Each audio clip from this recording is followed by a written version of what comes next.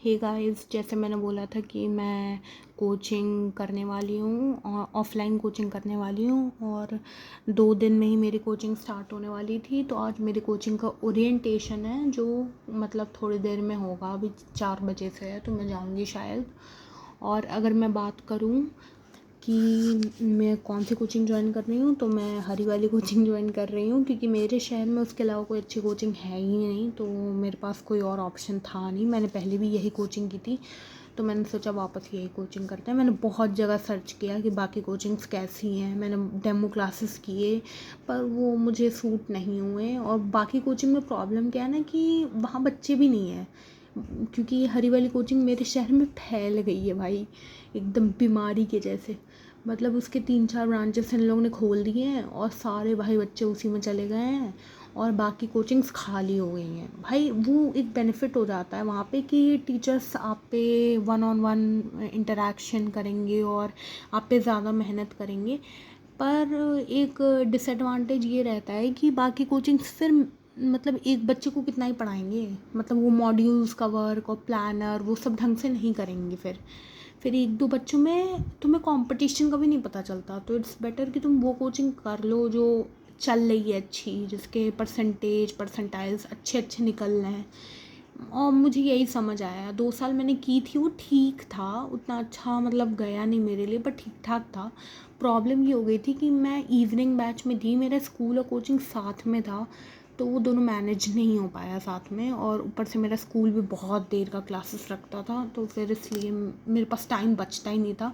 रात के सिर्फ 2-3 घंटे बचते थे, उसमें आप कुछ नहीं कर सकते भाई। और मेरे स्कूल में भी अटेंडेंस एकदम हाई लेवल चाहिए रहती थी, नहीं चाहिए मतलब अगर ना जाओ तो फ़ोन कर देते थे, तो इसलिए मेरे पास कोई ऑप्शन था नहीं। और अगर बात मैं करूँ कि मेरा प्लान क्या है, तो ये मैंने अपना चैप्टर लिस्ट बनाया है। ये देखिए, ये फ़िज़िक्स का है। देखिए इसमें मैंने चैप्टर का नाम लिखा है, उसके बाद मॉड्यूल मुझे सॉल्व करनी है वो मैं टिक करूँगी। PYQs अदर रिसोर्सेस में अगर मैं कोई किताब कर पाई, जैसे कुछ चैप्टर्स होते हैं जिनका वेटेज ज़्यादा होता है या डिफ़िकल्ट होते हैं तो उनके लिए मैं अदर रिसोर्सेस देखूँगी। और रिवीजन तो एट लास्ट मतलब 1 महीने के लिए, वो लास्ट में। ऐसे ही करके मैंने बहुत वो सबके लिए बनाया है। ये केमिस्ट्री के लिए है और यही मैथ्स के लिए है, ये रहा। तो मैंने ये बनाया है, मैं इस पे टिक करूँगी और बताऊँगी आपको। बाकी अब मेरी हर दिन की टू डू लिस्ट आएगी भाई। मैं डे वाइज शायद अपना टू डू लिस्ट शेयर भी करूँ कि मैं कोचिंग जाऊँ। 1 दिन 2 दिन मेरे को आइडिया पड़े कि वहाँ पे क्या चल रहा है, उसके हिसाब से मतलब मैं अपना थोड़ा शेड्यूल बनाऊँ कि मैं कैसे दोनों मैनेज कर रही हूँ। तो उसके लिए मुझे एटलीस्ट लगेंगे कुछ दिन, तो लगेंगे 2-3 दिन लगेंगे मुझे समझने में कि ये दोनों का मॉड्यूल और वर्क वो सब कैसे करना है साथ में। बाकी मैं फिर बताऊंगी कि मैं कैसे कर पा रही हूँ, मेरी कोचिंग कैसी जा रही है। और अगर मैं बात करूँ कि मैं अभी फ़िलहाल क्या कर रही हूँ, तो फ़िलहाल तो देखो मैं खुद से अगर देखो तो मैं ऑर्गेनिक में GOC रिवाइज़ कर रही हूँ वापस, क्योंकि मुझे लग रहा है कि मैं ऑर्गेनिक की बेसिक्स अपनी स्ट्रॉन्ग कर लूँ। उसके अलावा अगर मैं जो चैप्टर्स खुद कर सकती हूँ, जो मैंने छोड़ दिए थे बीच बीच में, जो मतलब मेरे जिनके नोट्स नहीं पिछले साल कंप्लीट थे या जो मेरे से हो नहीं पाए थे पिछले साल, उन सब पे मैं वर्क कर रही हूँ। बेसिक्स पे अपने वर्क कर रही हूँ कि मैं मतलब मेरे बेसिक ख़राब ना रहे कि फिर मुझे ज़ीरो से स्टार्ट करना पड़े। तो मैं बाकी चैप्टर्स सब्जेक्ट्स में भी यही कर रही हूँ, मैथ्स में भी और फिज़िक्स में भी। जैसे कुछ चैप्टर्स अगर मेरे को नहीं आते हैं, जैसे रोटेशनल भाई मेरे को एकदम नहीं आता। मेरे को रोटेशनल वाली जो है मैकेनिक्स वाली बेसिक, वो मेरे को सीखनी पड़ेगी प्रॉपर वापस, तो मेरे को ढंग से उससे क्वेश्चन सॉल्व होते नहीं है। तो कोई यूजलेस बात है कि भाई अब आधा कर पा रहे हो आधा नहीं कर पा रहे हो, तो वो मुझे थोड़ा देखना है। बाकी मुझे टाइम मैनेज करना देखना है कि मैं कैसे ये सब टाइम मैनेज करूँ, अपना पूरा प्रॉपर प्लान रखूँ कि सब सही से हो जाए। क्योंकि मेरे पास भाई टाइम तो है नहीं, कुछ ही महीने बचे हैं। मैं तो 6 ही महीना मान रही हूँ, 6 ही महीना बचा है। वैसे 6 महीने में भाई क्या ही होगा देखते हैं, बाकी कोशिश करते हैं।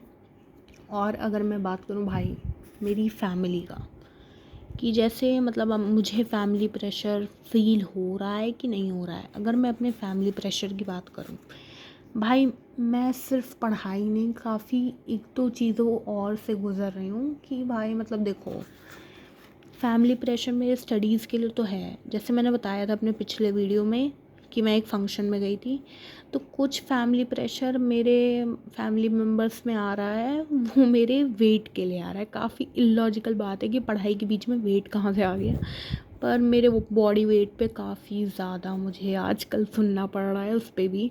तो मुझे अब बहुत उस पे भी ध्यान देना है, क्योंकि उस पे भी मुझे हर दिन सुनना पड़ रहा है। पढ़ाई पे तो है ही, अब ये भी आ गया है एक मेरी ज़िंदगी में।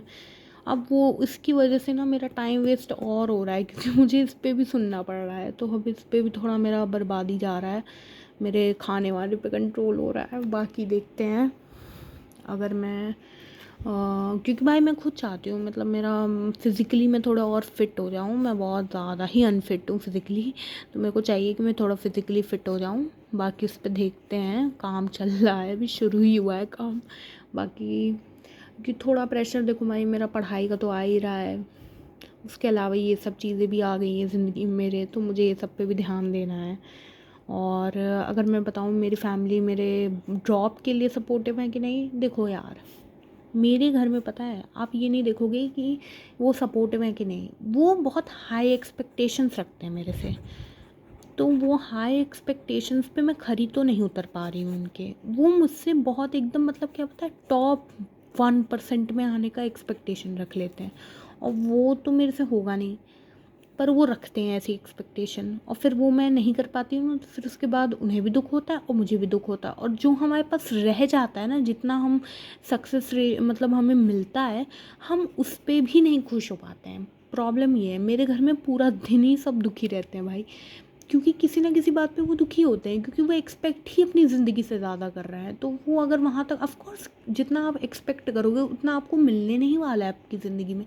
पर फिर आपको नहीं मिलता है, तो फिर उसके बाद आप सेटिस्फाइड नहीं रहते हो, और फिर आप दुखी रहते हो पूरा दिन। और वही मेरे घर में चलता है, वही इन्वायरमेंट है मेरे घर का। और भाई वो वो पढ़ाई का इन्वायरमेंट नहीं है, वो काफ़ी ज़्यादा एक, मतलब पता है, नहीं है वो अच्छा इन्वायरमेंट। एक टॉक्सिक सा ही माहौल रहता है मेरे घर में, किसी की किसी से बनती ही नहीं है इस घर में, जैसा लगता है। मेरे माँ बाप मुझसे दुखी हैं, मेरे भाई से दुखी हैं, हमारे एकेडमिक पूरी लाइफ से दुखी हैं कि हमने क्या किया है, झंड की हुई है हमारी एकेडमिक लाइफ, उससे दुखी हैं। मेरे बॉडी वेट उस सबसे भी दुखी हैं वो थोड़े। और क्या कहते हैं, बाकी बात करें तो वो हर चीज़ से दुखी हैं, क्योंकि देखो वो कंपेयर भी करते हैं, ऐसा नहीं, मेरे माँ बाप तो बहुत कंपेयर करते हैं भाई। क्योंकि देखो मेरे तो बहुत सारे कज़िन्स हैं, उनमें से कुछ तो IIT गए हैं, कुछ IIITs गए हैं, एक तो सब इंजीनियर। भाई मेरा तो दिमाग ख़राब हो गया है, एक तो सब इंजीनियर क्यों है यहाँ, मेरे दोनों तरफ, मेरी मम्मी की तरफ भी, मेरे पापा की तरफ भी, सब जगह इंजीनियर ही इंजीनियर। तो मेरा कंपैरिजन इतना ज़्यादा चलता रहता है ना मेरे घर वालों के साथ। पर तब भी अगर देखो, मेरे मम्मी की तरफ तो सब बहुत अच्छे हैं पढ़ने में, IIT वाईआईटी वाले हैं सब एकदम टॉपर्स।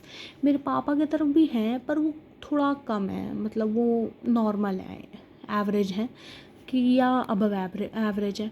तो वहाँ पे भी मेरा कंपैरिजन चलता ही रहता है, पर मम्मी की तरफ ज़्यादा चलता है। इसकी वजह से मेरी मम्मी पूरा दिन दुखी रहती हैं, क्योंकि वो कंपेयर ही करती रहती है मुझे। फिर वो देखती हैं कि उनके मतलब उनकी बहनों और भाइयों के बच्चे सेटल हो चुके हैं, तो भाई वो एज में भी तो मुझसे ज़्यादा हैं। ऑफ कोर्स वो मेरे से 4-5 साल बड़े हैं, तो ऑफ कोर्स वो हो चुके होंगे सेटल, और मैं नहीं हुई होंगी। अब मैं स्कूल में रहूँगी और वो होंगे कॉलेज में, ये तो भाई नॉर्मल बात है ना। अगर वो मुझसे 5 साल बड़े हैं, तो वो कॉलेज में ही होंगे ना यार, वो थोड़ी अपनी ज़िंदगी रोक लेंगे मेरे लिए। और अगर मैं बात करूँ मेरे पापा की, मेरे पापा के भाई ऑफिस में बहुत सारे लोग रहते हैं, उनके बच्चे बच्चे सब सेटल हो चुके हैं, अब्रॉड अब्रॉड गए हुए हैं, या तो पढ़ लिख रहे हैं, कॉलेज जा रहे हैं। भाई भले वो प्राइवेट कॉलेज जा रहे हैं, पर कॉलेज जा रहे हैं। वो सब चीज़ों पे भी मेरे पापा वो हो जाते हैं कि भाई तुम घर ही पे हो। और क्या कहते हैं, उनके बच्चे सबके सेटल हो गए हैं, उनके सारे दोस्तों के बच्चे, भाई उनके पता है, मेरे पापा तो पता नहीं कौन से एज ग्रुप से दोस्ती करके बैठे हैं। उनने पता नहीं कैसे लोगों से दोस्ती की हुई है कि उन सब के बच्चे सेटल हैं, और उनके बच्चों की शादी भी हो चुकी है, और शादी होने के बाद बच्चे उनके भी हो गए हैं। तो ऐसे एज ग्रुप से उनने शादी, वो क्या कहते हैं, शादी करी, ऐसे एज ग्रुप से उनने दोस्ती की हुई है। तो ऐसे एज ग्रुप के साथ अगर आप दोस्ती की हुई, तो ऑफकोर्स आप पीछे ही रहोगे यार। मैं उनसे, उनके बच्चों से मैं 10 साल छोटी हूँ, 15 साल छोटी हूँ, कैसे मैं उनके सक्सेस तक पहुँच सकूँगी, या उनके लाइफ के उस टाइम पे पहुंच सकूंगी भाई। ऑफ कोर्स मैं उनसे पीछे ही रहूँगी ना यार, ये ज़िंदगी मेरी 10 साल बाद आएगी, जब वो और 10 साल आगे होंगे अपनी ज़िंदगी में, ये तो नॉर्मल बात है ना यार। पर ये लोग ये बेसिक मैथमेटिक्स नहीं समझ रहे। इनको पहले पढ़ाओ बेसिक मैथमेटिक्स, इनकी ये बेसिक मैथ्स नहीं पल्ले पड़ रही। बाकी मुझे ये सबसे बुरा दिन झेलना पड़ता है। मुझे समझ नहीं आता कि मैं 7 महीने कैसे निकालूंगी ऐसे।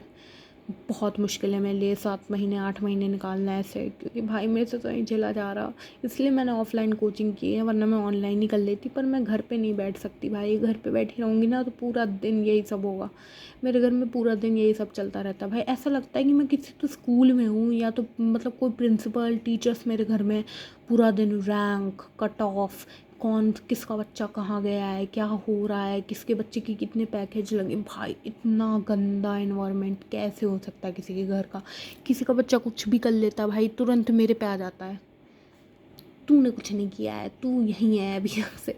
भाई ये काफ़ी ख़राब है। मैं एक तो पता है पहले ये लोग डायरेक्ट डांटते थे, अब ये एकदम शुगर कोटेड जो डांटना होता है ना, वो भी गंदा है। वो जो मीठी मीठी डांट होती है वो भी अच्छी नहीं है भाई, वो भी बहुत ख़राब है, वो ज़्यादा लगती है। क्योंकि आपको समझ आ जाता है ये जो एकदम लपेट के टॉन्ट मारा जा रहा है, आपको समझ आ जाता है। बाकी फिर मैं देखती हूँ, मेरे से नहीं झेला जा रहा, पर अब 7-8 महीने तो यही झेलना पड़ेगा, और क्या ही कर सकते हैं हम। और बाकी आपको अगर मेरी कोई अपडेट चाहिए हो, मतलब मैं अब तो हर दिन अपडेट दूँगी, मतलब एज़ ड्रॉपर मेरा टू डू लिस्ट शेयर करूँगी, या क्या क्या मैंने एक दिन में पढ़ा वो मैं शेयर करने की कोशिश करूँगी 1 या 2 दिन में। बाकी बाय, डू सब्सक्राइब।